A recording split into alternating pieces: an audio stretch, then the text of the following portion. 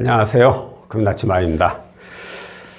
이전에 제가 이 영상을, 제 영상들 보면 겹친 영상이 많죠. 하지만 모든 분들이 제 영상을 다 보고 나서 연락을 주시는 게 아니니까 겹치는 영상들이 몇 개씩인데, 오늘 알려드리는 이 내용 역시도 이전에 한번 알려는 드렸어요.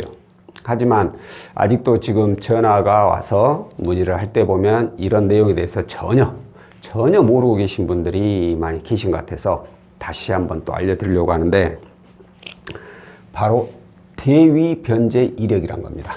대위변제 이력. 그냥 쉽게 한마디로 말해서 내가 아닌 다른 누군가가 내 채무를 대신 갚았다라는 거예요. 자, 그러면 이건 어떻게 되냐?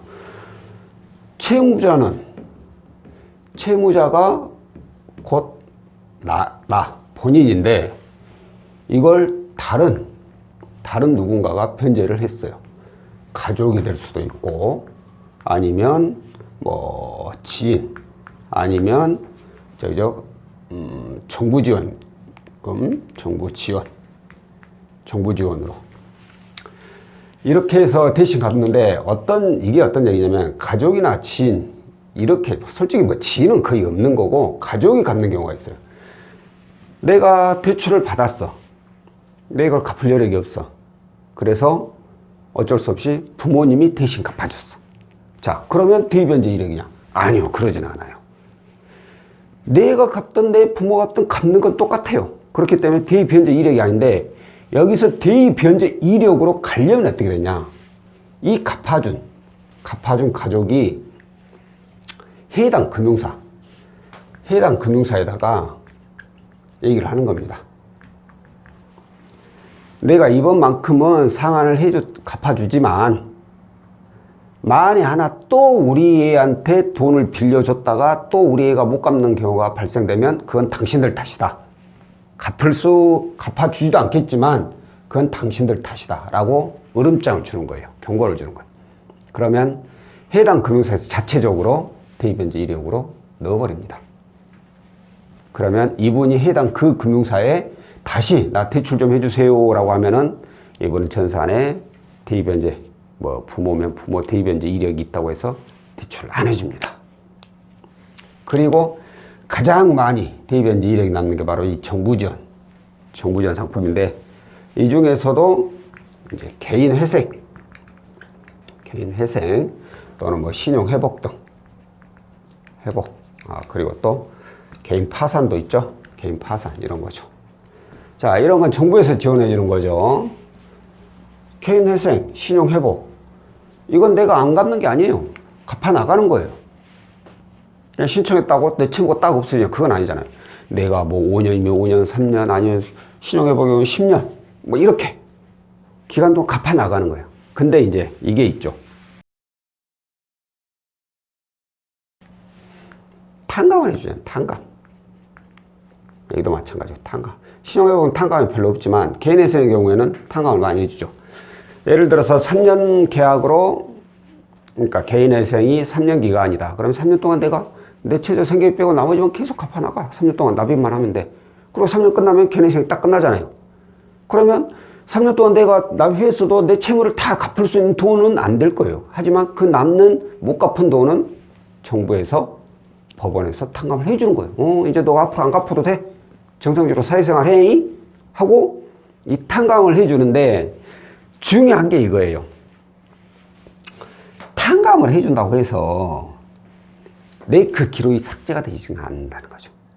자, 쉽게 내가 다른 누구한테 돈을 빌렸어. 근데 나 도저히 못 갚겠다 해가지고 개인회생 신청했어. 그래가지고 법원에 3년간 딱 내고 3년 동안 딱 끝났어. 근데 빌려준 사람은 1,000만 원을 빌려줬지만 나는 3년간 갚은 돈이 예를 들어서 한 600만 원이야. 그럼 이제 법적으로 더 이상 안 갚아도 되니까, 400만 원 남았지만 안 갚아도 되니까, 그건 법적인 효력이 없어. 이제 법적으로 나한테 추심할 수 없어요. 근데 그래, 이제 법적으로 나 이제 개인 회생도 했고 다 끝났으니까 나 1,000만 원만 한 번 더 빌려줄래? 그러면 한 번 그렇게 당한 사람이 또 빌려주겠어. 아무리 법적으로 내가 그거 이제 더 이상 못 받는다 하더라도 이미 한번 빌려줬다 떼인 이력이 있는데, 전액은 아니더라도 일반서 떼인 이력이 있는데 또 빌려주라고 하면 빌려주겠냐 이거죠. 안 빌려주죠. 빌려주더라도 한 이만큼, 이전에 1,000만 원 빌려줬더니 이제는 한 100만 원이나, 나 100만 원인데 한번 이거나 연체費도 잘 갚아봐라 하고 100만 원이나 이렇게 소액으로나 해주거나 그러죠. 그 빌려준 사람의 기억 속에는 이게 남아있다는 거죠. 빚이. 그게 바로 이거예요. 탕감을, 대입 변제 이력. 그래서 보통 이제 오늘 알려드리고 싶은 게 이제 이 햇살론 특히 많이 얘기가 나와서 그런데, 자, 개인 회생을 신청을 해요. 아니면 신용회복이나. 근데 그때 당시에 채권이 햇살론이 있어. 예를 들어서. 뭐 개인 파산도 마찬가지고. 채권이 있어. 근데 나는 그 기간 동안 3년, 5년 동안 다 갚아 나갔어. 뭐 내란 대로 다 냈어. 그래가지고 결국에 다 회생이 됐어, 이제. 면책을 다 받았어요. 면책을 받았어. 근데, 햇살로 신청하려고 보니까 대입변제 이력에서 안 돼요. 라고 거절나는 경우가 종종 있습니다. 어떤 뭐 금융사는 아예 그냥 이런 것도 없어요. 이런 멘트도 없고, 그냥, 햇살로 부결이네요. 뭐 내부 전산상 부결 나오네요. 이렇게밖에 얘기를 안 해줘요. 그러니까 본인이 개인회생이나 신용회복, 개인 파산 이런 것을 신청했을 때 이 채권 중에 햇살론 또는 신용보증재단의 상품이 있었을 때는 체크를 해봐야 돼요. 바로 어디다 체크를 하느냐? 신용보증재단 또는 저희 서민금융진흥원 이쪽에 체크를 해봐야 됩니다. 이쪽에다 전화를 하셔가지고 내가 이렇게 해서 햇살론을 신청하려고 하는데 부결이 났다. 혹시 내 채권이 남아있는 게 있느냐라고 물어보면은 대부분은 여기에서 채권 잔액이 남아있다고 합니다. 채권이. 다만 이건 안 갚아도 상관은 없어요. 안 갚아도 상관은 없지만 이게 다 삭제가 되기 전까지는 이용하실 수가 없습니다. 라고 할 거예요. 자, 그렇다면은 본인이 개인회생이나 신용회복 이런 개인 파산을 신청한 이력, 그러니까 면책을 받은 이력이 있다. 그러면 저라면 저는 무턱대고 햇살론 먼저 조회를 하지 않겠어요. 이력이 있고 그 내용 중에 정부 지원 이 신용보증재단의 상품이나 아니면 햇살론이나 이런 채권이 있었다면은 저는 무조건 조회를 하지 않을 거예요. 왜 그러냐면, 자, 햇살론은 조회를 하게 되면 무조건 조회 기록이 남게 됩니다. 우리 뭐 일반 신용대출 조회할 때 조회 기록 안 남아요. 뭐 그런 얘기 많이 듣죠. 가주라고. 근데 그럴 수는 있어요. 근데 햇살론만큼은 조회 기록이 무조건 남습니다. 왜냐면은 이 금융사 조회도 들어가지만 플러스 이 신용보증재단 같이 조회가 들어가요. 그러다 보니까 조회 기록 무조건 남습니다. 자, 조회 기록이 나오면 신용이 하락될까요? 아니요. 하락되진 않아요. 그런데 조회 기록이 남잖아요. 조회 기록이 남게 되면 이건 제 뇌피셜인데 제 경험상 봤을 때 신용점수가 더 빨리 안 올라간다는 거죠. 똑같은 위치에 있는 똑같은 조건인 사람이 어떤 분은 조회 기록을 이렇게 많이 했어. 어떤 분은 조회를 안 했어. 그러면 나중에 신용점수 올라갈 때 어떻게 되냐? 이분은 이렇게 조회 기록이 많은 분은 이렇게 슬그머니 올라가겠지만 조회가 없는 분은 좀 더 빠르게 가파르게 올라가는 거죠. 조회 기록이 많은 사람은 신용 점수가 이렇게 올라간다면 조회 기록이 전혀 없는 사람은 이렇게 올라간다는 거죠. 올라가는 속도가 더 빠르다 이거예요. 다시 한번 얘기하면 이건 제 뇌피셜이에요. 그렇기 때문에 100% 맞는 건 아니에요. 제가 경험이나 봤을 때 그런다 이거죠. 그리고 굳이 조회 기록 남길 필요 있나요? 이거 하나만 먼저 물어보면 되는데. 그잖아요. 그렇기 때문에 내가 이런 이력이 있다면 신용보증재단이나 서민금융진흥원에다 전화를 하면 돼요. 한 군데만 전화하면은 뭐 여기서 나오면은 여기서 끝나겠죠. 안 나오면 여기다 전화해 보라고 해요. 또 전화해가지고 내가 이번에 햇살론 이용하려고 그러는데 혹시 채권 잔액 남아있는 거 있나요? 해가지고 잔액 남은 거 없습니다 라고 하면은 신청을 하면 돼요.